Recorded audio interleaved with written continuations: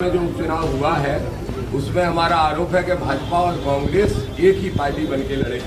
नरोत्तम मिश्रा और कांग्रेस के घनश्याम सिंह एक होकर चुनाव लड़े आजाद समाज पार्टी को रोकने का। दामोदर यादव हार के बाद भाजपा और कांग्रेस दोनों पर आरोप लगा रहे हैं, जबकि इनके वोट भाजपा कांग्रेस दोनों के वोटों की 1/3 पड़ी है। कांग्रेस के 66,000 तो भाजपा के 60,000, जबकि इनके 22,000। फिर भी ये दोनों पर आरोप लगा रहे हैं कि दोनों पार्टी ने हरवाने के लिए चुनाव लड़ा है। अब इनको कौन समझाए कि तुम खुद ही हार गए, तुम्हें कौन हरवाएगा, तुम्हारे पास तो खुद ही वोट नहीं है। हमने प्रयास किया, धन बल बाहुबल सत्ता बल पूरा लगाया, उसके बाद भी आजाद समाज पार्टी ने 23,000 वोट प्राप्त करके तीसरा विकल्प के रूप में इस मध्य प्रदेश में एक नई ताकत को स्थापित करने का काम किया है। राजेंद्र भारती पे कांग्रेस ने कार्रवाई करके निकाल दी, लेकिन नरोत्तम मिश्रा पे अभी तक कार्रवाई नहीं की। इसका मतलब नरोत्तम मिश्रा से बीजेपी डर रही है और नरोत्तम मिश्रा के पास जरूर कोई गहरे राज है, कोई प्रमाण भी हो सकते हैं सीडीबीडी के मामले में।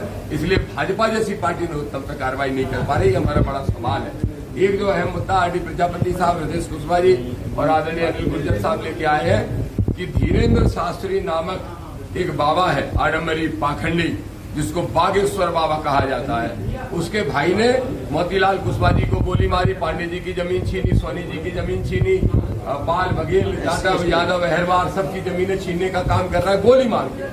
500 एकड़ जमीन ऐसे हत्या ली, 1000 एकड़ के आसपास हत्या ली।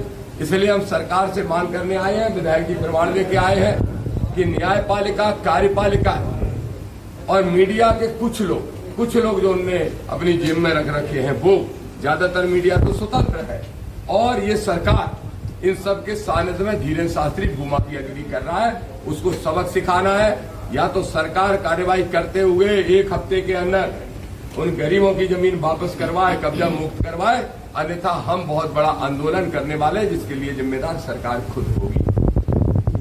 हार के बाद दूसरी पार्टियों पर आरोप लगाकर अपने आप को बड़ा दिखाना एक कोई दामोदर यादव पहली बार नहीं कर रहे हैं, बल्कि ये हर एक पार्टी हर बार करती है। जब भी कोई प्रत्याशी या जब भी कोई पार्टी हारती है तो दूसरी पार्टियों पर आरोप लगाती है और अपने आप को बड़ा दिखाने के लिए यही कहती है कि मुझे हरवाने के लिए तमाम पार्टियां लड़ी। लेकिन जब खुद ही तुम्हारे वोट ही नहीं है तो भाई कहाँ से जीत जाओगे। और यही हो रहा है दामोदर यादव के साथ।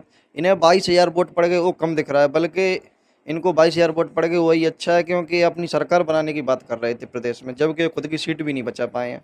वो आने वाले समय में हो सकता है कि इनको 22,000 भी ना मिले। फिर ये क्या बोलेंगे ये उस समय ही पता चलेगा।